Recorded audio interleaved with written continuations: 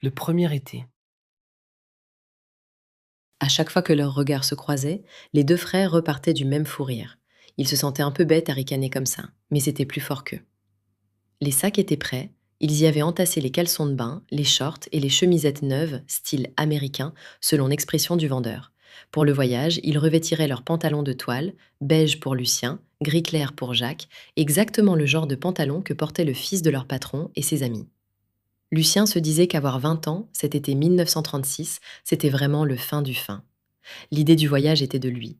Avec ses copains Pierrot et Petit Louis, tous les dimanches, ils avaient drainé le marché aux puces jusqu'à dénicher les deux tentes canadiennes presque neuves qui leur serviraient de logis durant ces 15 jours de rêve. Ensuite, ils avaient établi leur plan de route, destination la Bretagne et la mer. Tourneurs 13 heures de leur métier, ils travaillaient tous dans la même usine de Montreuil-sous-Bois, commune qui les avait vus naître et qu'ils n'avaient jamais quittée. L'instauration des congés payés les submergeait d'une joie enfantine. À l'origine, Jacques avait d'autres projets. Si tous les soirs il rejoignait comme les autres l'équipe de nuit de l'usine, ses journées c'est à la faculté de droit qu'il les passait. Il avait 22 ans, il était ouvrier tourneur, mais un jour, il serait avocat. Un grand avocat. Ces 2 semaines de liberté qu'il pouvait entièrement consacrer à ses chères études étaient une bénédiction. C'était compté sans l'esprit de persuasion de son frère. Lucien et ses deux amis l'avaient harcelé tant et tant qu'à la fin, il n'avait pu leur résister. Il avait simplement rajouté à ses bagages 2 ou 3 manuels, un code pénal, et vogue la galère, il partait en vacances avec eux. À présent, il ne regrettait pas. Les bicyclettes et les toiles de tente étaient déjà dans un wagon de marchandises et les attendraient en gare de Quimper. Sac de voyage en bandoulière, les deux garçons embrassaient leur mère sur le pas de la porte. À la gare Montparnasse, Jacques et Lucien retrouvèrent leurs amis. Le train était à quai depuis au moins 1 heure et tous les compartiments avaient déjà été pris d'assaut. Ils parvinrent malgré tout à entasser leurs sacs dans un filet à bagages et jouèrent des coudes pour se frayer une place à la fenêtre du couloir. Décidément, ce samedi 1er août 1936, tout Paris semblait s'être donné rendez-vous dans le même train. Au coup de sifflet du chef de gare, quand les wagons s'ébranlèrent enfin, l'énervement était à son comble. Tout excités et serrés l'un contre l'autre, ils virent défiler sous leurs yeux une banlieue ouest jusque-là inconnue. Malgré les jets de fumée et les escarbilles qui leur brûlaient les yeux, ils ne voulaient pas manquer une once du paysage. Au fil des kilomètres, le décor évoluait. Dans la clarté de l'aube, ils admirèrent les champs dorés de la Beauce, puis les prairies verdoyantes de Sarthe et de Mayenne. Passés Rennes, ils comprirent qu'ils étaient enfin en Bretagne. La forêt de Brocéliande leur arracha des cris de joie. À chaque instant, ils s'attendaient à voir apparaître Merlin l'Enchanteur ou la trop belle Viviane. Si le trajet fut long, ils ne s'en aperçurent même pas. Ils arrivèrent à Quimper, fourbus mais heureux. Ils regardaient autour d'eux comme des provinciaux montés pour la première fois à Paris. L'étrange accent des autochtones, les façades blanches des maisons, les toitures d'ardoises grises, tout leur semblait nouveau et mystérieux. Lorsqu'ils eurent récupéré leur bicyclette, ils auraient bien voulu s'attarder à une terrasse de café, mais il était presque 17 heures, il leur fallait trouver un coin où planter leur tente pour la nuit. Ils achetèrent quelques provisions et, à regret, gagnèrent les faubourgs de la ville. En chemin, ils croisèrent un groupe de jeunes filles. Lucien mit pied à terre, il héla ses copains. Attendez, ces demoiselles pourront certainement nous indiquer la route de la mer. Tu vois bien qu'elles ne sont pas d'ici, elles ne portent pas le costume de Bretagne, elles n'ont même pas de coiffe. Cette dernière réplique parut combler de joie les jeunes filles qui riaient de bon cœur. Petit Louis s'avança vers elles. Vous êtes en vacances? Nous, on est de Paris. Enfin, de Montreuil, c'est presque pareil. Et vous? Oui, pour nous aussi c'est les vacances, mais on habite ici, on peut vous indiquer la direction de la mer? À leur grande surprise, les garçons découvrirent qu'ils s'étaient fait une image surannée des populations bretonnes. Les jeunes filles du pays étaient les mêmes qu'à Paris. Cette révélation n'était pas pour leur déplaire et laissait présager des vacances idylliques. Suivant les indications fournies, ils pédalèrent d'arrache-pied.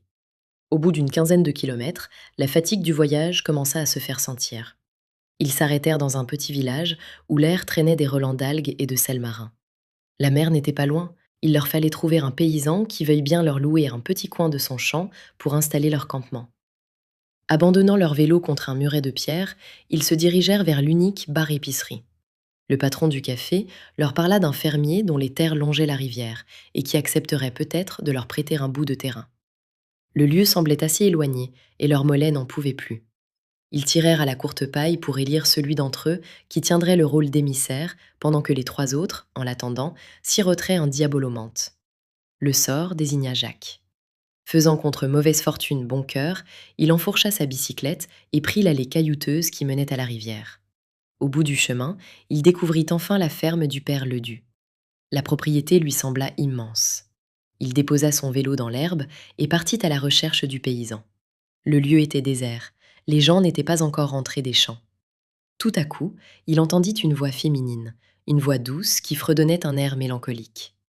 Un buisson d'épineux dissimulait la chanteuse. Jacques s'apprêtait à appeler pour annoncer sa présence quand une brèche dans la haie lui offrit un spectacle qui le cloua sur place.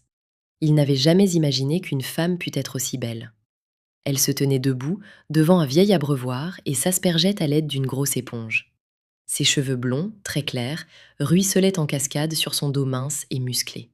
Des cheveux de sirène, à peine ondulés, qui n'avaient jamais subi le moindre indéfrisable. La fille était dénudée jusqu'à la taille. Le soleil, déjà bas dans le ciel, faisait briller les gouttes d'eau sur ses seins hauts et fermes et donnait à sa peau une nuance irisée presque irréelle. Jacques n'avait rien d'un voyeur et culpabilisait de surprendre la jeune fille dans son intimité. Pourtant, comme fasciné, il ne pouvait en détacher son regard. Dès le premier instant, il s'était senti envahi par une irrésistible vague de désir. Il fit un effort sur lui-même pour émerger de la douce torpeur qui l'enveloppait et recula à pas feutrés. Sans soupçonner l'attention dont elle était la cible, la jeune fille termina sa toilette champêtre. Elle revêtit ensuite une blouse de grosse toile et noua ses cheveux en un chignon serré. Jacques avait récupéré sa bicyclette. Il revint vers l'abreuvoir en faisant crisser les gravillons sous ses roues afin de signaler sa présence. La belle inconnue sortit d'une grange, les manches retroussées. L'effort qu'elle fournissait pour soulever la grosse lessiveuse faisait jouer ses muscles sous la peau dorée des avant-bras. Jacques se précipita vers elle. « Laissez cela, mademoiselle, c'est trop lourd pour vous, je vais vous aider. » La jeune fille eut un mouvement de recul. Prête à s'enfuir, elle posa sur le sol son lourd fardeau. « Mais qui êtes-vous? Que faites-vous là ?»« N'ayez pas peur, je m'appelle Jacques Leroy et je suis en vacances avec des amis. Au village, on m'a dit que monsieur Ledu voudrait peut-être nous louer un bout de terrain au bord de la rivière pour planter notre tente. » Jacques pensa que ses grands yeux bleus avaient la couleur des saphirs qui ornaient la vitrine du bijoutier de la rue Robespierre, en plus beau, en plus lumineux. Il souleva le lourd récipient et sourit à la jeune fille. « Où voulez-vous que je la dépose ?» Elle montra du doigt une sorte de réchaud dans un carré de terre battue. Jacques se hâta vers l'endroit, tout en pressant sa compagne d'une foule de questions. Il apprit ainsi que monsieur et madame Ledu ne tarderaient pas à rentrer. Ils étaient allés faire des achats en ville, leur fille les accompagnait. Les autres étaient au champ. Elle ne quittait jamais la ferme. Elle s'appelait Louise, elle s'occupait des travaux ménagers, de la traite des vaches et de la basse-cour. Tout en devisant, elle continuait son travail. À chacun de ses mouvements, Jacques devinait son corps souple sous la toile rude de la blouse et toujours le même trouble s'emparait de lui. La jeune fille s'exprimait avec simplicité, sans aucune coquetterie. Il s'étonnait qu'une fille aussi belle ait une attitude si modeste. Il trouvait à sa voix un accent étrange qui lui donnait une inflexion rauque et sensuelle. « Vous avez un accent? Vous n'êtes pas française ?» demanda-t-il. « Oh, mais si, je suis née ici même, dans cette ferme. Je ne suis pas habituée à parler français, c'est tout. D'habitude, je parle en breton. D'ailleurs, mon oncle et ma tante ne se doutent même pas que je connais le français. Ils ne seraient pas contents s'ils le savaient. »« Votre oncle ?»« Oui, monsieur Ledu, c'est mon oncle. Lui et tante Soisic s'occupent de moi depuis que mon père est mort. » Vu le travail que la fille semblait abattre à la ferme, Jacques pensa que cette façon de s'occuper de leur nièce était bien singulière. « Pourquoi votre famille ne veut-elle pas que vous parliez français ?»« Oh, ils ne m'ont rien interdit. Simplement, si j'avais brûlé les livres de mon père comme ils me l'ont demandé, j'aurais sûrement oublié tout ce que j'avais appris à l'école.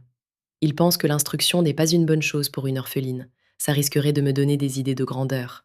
C'est pour ça qu'ils m'ont fait quitter l'école dès que papa est mort. » Elle s'exprimait avec sérénité, sans la moindre note de ressentiment dans la voix. Non seulement cette fille était belle à damner un sein, mais en plus, elle semblait si gentille que Jacques en fut tout ému. « Oh, je suis désolée. Vos parents sont décédés ?»« Oui, maman est morte quand j'étais toute petite, et père avait respiré des gaz pendant la guerre, il ne s'en est jamais remis. Pendant sa maladie, mon oncle est venu l'aider à la ferme. Après, ma tante l'a rejoint et ils sont restés pour s'occuper de tout. Mais alors, cette ferme est à vous? Oh non, elle appartient à mon oncle. Il ne me garde que par charité. Soudain, dans le lointain, le moteur d'une camionnette troubla la paix environnante. Voici mon oncle. Il vaut mieux qu'il ne nous trouve pas ensemble. Louise, pourrais-je vous revoir? Jacques lui prit la main et l'attira vers lui. Comme elle ne résistait pas, lui encerclant la taille d'un bras ferme, il la maintint serrée contre sa poitrine. Il murmura à son oreille. Ce soir, puis-je vous revoir ce soir? Je ne sais pas, peut-être près de la rivière? D'une démarche légère malgré ses gros souliers, Louise s'enfuit rapidement, laissant Jacques désemparé au milieu du chemin. Monsieur Ledu accepta bien volontiers de louer un bout de terrain aux 4 Parisiens. Il proposa même de leur fournir l'eau et les produits de la ferme. Jacques y vit un prétexte à rencontrer Louise et en fut enchanté. En pédalant sur le chemin du village, le jeune homme ne ressentait plus la moindre fatigue. Dès qu'il eut rejoint ses 3 compagnons, il s'empressa de leur annoncer la bonne nouvelle et ne put se retenir de leur décrire les charmes de la jolie fermière. Amusé par l'enthousiasme débordant dont il faisait preuve, lui d'un naturel habituellement si pondéré, ses copains prirent plaisir à le taquiner. 2 gars du village étaient installés à une table voisine. Ils avaient suivi la discussion des vacanciers. Ils se présentèrent à eux, désireux de se mêler à leur conversation. Je m'appelle François Ledillou et mon copain, c'est Charles Kéméré. Vous parliez de la Louise? Oui, vous la connaissez? C'est une jeune fille charmante, n'est-ce pas? Sûr, c'est une sacrée belle fille, mais faut pas lui tourner autour. Le père Ledu, il est du genre violent, et comme il la réserve pour son Léon... Léon? C'est le fils Ledu, il fait son armée en ce moment. Dès qu'il aura terminé, il mariera la Louise. Jacques sentit toute sa joie s'envoler. Ainsi, il s'était fait de fausses idées. La jeune fille n'était pas libre. Il questionna les 2 jeunes gens. Ils sont donc fiancés? Oh, pas exactement, mais tout le monde sait que dès que Louise sera majeure, il faudra bien qu'elle épouse Léon. Il n'y a qu'elle pour ne pas s'en douter. Voyant la mine catastrophée de son frère, Lucien chercha un argument qui puisse lui remonter de morale. Quel intérêt un riche fermier aurait-il à épouser une pauvre orpheline? Les 2 villageois se mirent à rire.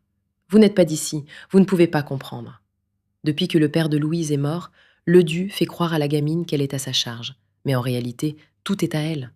Ici, personne ne dit rien. Après tout, c'est pas nos affaires. Mais on sait bien que Ledu ne laissera pas la ferme lui échapper.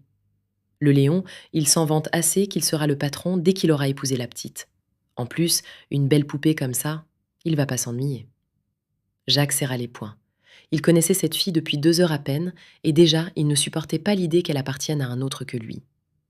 Après avoir réglé leur consommation, les Parisiens prirent congé de leurs nouveaux amis. Il était temps de monter les tentes. Vous viendrez pour le bal du 15 août? Demanda François. C'est sur la plage de Kermort. Vous verrez, on s'amusera bien. Les jeunes gens se séparèrent. Jacques et ses copains installèrent leur campement et firent un feu de bois. Petit Louis avait apporté son harmonica. Il connaissait tous les airs à la mode. Jacques avait du mal à s'intéresser aux plaisanteries de ses amis. Malgré lui, son regard s'égarait constamment du côté de la rivière. Soudain, il la vit, silhouette furtive cachée par les grands pins maritimes. Il se précipita à sa rencontre. Louise, je ne vous espérais plus. J'avais du travail à terminer et j'ai dû attendre que la maison soit endormie. Moi aussi, j'étais impatiente de vous revoir. Ses yeux clairs brillaient dans la nuit et Jacques fut submergé par un flot de tendresse. Louise tremblait un peu quand il la prit dans ses bras. Très doucement, il embrassa ses lèvres closes. La jeune fille se laissait faire, il la sentait s'alandir contre lui. L'entraînant à l'écart du campement, il la coucha sur un tapis de mousse. Avec précaution, il dénoua ses longs cheveux dorés pour y enfouir son visage en feu. Peu à peu, Louise se laissait gagner par la fièvre qui s'emparait de son compagnon. Il y avait si longtemps qu'elle n'avait connu la moindre marque de tendresse. Comment aurait-elle pu résister à cette bouche qui lui chuchotait des mots doux, à ces mains chaudes qui caressaient son corps? Emportée dans un tourbillon merveilleux, elle s'offrit sans retenue. 2 semaines, c'est peu. Les jours défilaient à une vitesse extravagante et Jacques voyait avec angoisse arriver le temps de la rentrée. Tous les soirs, il retrouvait sa bien-aimée dans l'ombre propice du sous-bois bordant la rivière. Il aurait voulu afficher leur amour au grand jour, mais Louise craignait plus que tout les réactions de son oncle. Jacques cherchait à libérer Louise de l'emprise de sa famille. Sans en parler à la jeune fille, il se rendit chez le notaire de Pont-l'Abbé. Il s'était inventé une qualité de stagiaire chez un avocat parisien pour obtenir le rendez-vous. Croyant qu'il avait affaire au conseiller officiel de la jeune fille, Maître Lemeur lui exposa la situation. Le contrat de mariage était établi et les bans publiés. Dans 3 semaines, le mariage réunirait le cousin et la cousine. Maître Lemeur pensait que ce contrat n'avantageait pas sa cliente, mais Monsieur Ledu lui avait affirmé que telle était la volonté de la jeune fille. Louise pleura beaucoup quand Jacques lui expliqua que sa famille la grugeait depuis toujours. Malgré l'amour qu'elle portait au jeune homme, des années d'obéissance la rendaient soumise à ses tuteurs. Pourtant, dès qu'elle comprit qu'on voulait lui faire épouser Léon, sa décision fut prise. Le bal du 15 août approchait, qui marquerait également la fin des vacances pour les 4 Parisiens. Tous les jeunes du village attendaient l'événement avec fébrilité. Louise avait promis à Jacques d'y assister avec lui, pourtant, il la sentait hésitante. Elle n'avait pas osé lui dire qu'elle n'avait pas le moindre vêtement présentable. Heureusement, elle trouva une alliée au village. La sœur de François Le Guillou était couturière. Trop contente de jouer un bon tour à ce prétentieux de Léon le Du, elle aida la jeune fille à se confectionner une robe pour le grand soir. Un vaste plancher de bois avait été aménagé, et déjà des couples enlacés virevoltaient au son de l'accordéon. Toute la jeunesse du pays s'était donné rendez-vous sur la plage. Jacques attendait Louise avec impatience. Il pensait qu'après la fête, il irait trouver le Du pour lui demander la main de sa nièce. Enfin, il la vit arriver, bras dessus, bras dessous, avec Yvonne Le Guillou. Elle était plus belle que jamais. Yvonne lui avait prêté des chaussures fines et l'avait convaincue d'abandonner le chignon qui dissimulait habituellement la beauté de ses cheveux. Elle était sans conteste la plus jolie fille de la soirée, et c'est avec fierté que Jacques l'entraîna sur la piste de danse. Bien qu'elle n'eût jamais appris à danser, ses pieds et tout son corps suivaient instinctivement le rythme de son cavalier. Après plusieurs valses, ivres de musique et de danse, les deux amoureux s'éloignèrent vers la mer, désireux de s'accorder quelques instants de solitude. Tout à leur bonheur, ils ne remarquèrent pas le regard haineux que leur lança Jeannette Ledu. Elle était furieuse que Louise ait osé se présenter au bal, et encore plus de la voir s'afficher au bras d'un Parisien. Elle ne considérait pas Louise comme sa cousine ou sa future belle-sœur, mais simplement comme la propriété de son frère. Elle eut soudain peur de voir cette proie leur échapper. Léon n'avait pas pu obtenir de permission pour la fête. Jeannette pensa qu'elle devait agir pour défendre les intérêts de sa famille. Au début de la soirée, elle avait rencontré la petite bande des copains de son frère. Tous semblaient avoir déjà bu un peu trop de chouchen. Elle n'eut aucun mal à les convaincre de donner une bonne leçon au Parisien qui débauchait sa cousine. Lorsqu'il se releva, tout contusionné, Jacques pleura de rage. Il n'avait pas pu lutter contre les 4 gaillards qui l'avaient assailli par surprise. Avant de succomber sous le nombre, il avait eu le temps de voir Jeannette Ledu et son père entraîner Louise qui se débattait comme une furie. Jacques rejoignit ses amis et leur conta sa mésaventure. Les 4 garçons quittèrent le bal pour aller rôder du côté de la ferme. Nulle lumière ne brillait aux fenêtres, tout semblait endormi. Gagnés par le découragement, Lucien, Pierrot et Petit Louis parlèrent de retourner au campement pour boucler leur sac de voyage. Le train qui les ramènerait vers Paris démarrait de bonne heure le lendemain, et déjà l'aurore éclaircissait le ciel. La fête était bien finie, il leur fallait regagner Quimper.